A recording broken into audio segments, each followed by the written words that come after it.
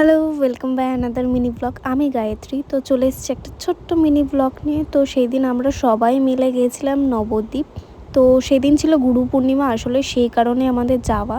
তো গাড়ি করে সকাল সকাল মর্নিংয়ে আমরা বেরিয়ে পড়েছি। অ্যান্ড সেই দিন খুব সুন্দর ওয়েদার ছিল। অ্যান্ড এই ওয়েদারে যাওয়ার যে আলাদা একটা মজা।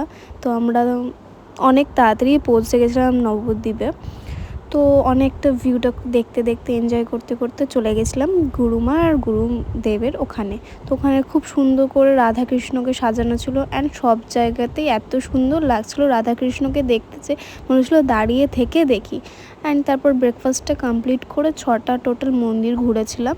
অ্যান্ড বেশি সময় ছিল না, অ্যান্ড একদিনে আসা যাওয়া, তো অনেকটা হেডেক ছিল। তো সবগুলো দেখার পর আর বৃষ্টি পড়ছিল, কিছু কেনাকাটি করলাম, তারপর আবার চলে এলাম। অ্যান্ড এখান থেকে দেখা যাচ্ছিলো মায়াপুরের মন্দিরটা, খুব সুন্দর লাগছিলো। যেটুকু ক্যাপচার করতে পেরেছি সেটুকু দেখালাম। আর আসার সময় একটু দারুচিনিতে চা খেয়েছিলাম। আজকের জন্য এটুকুই।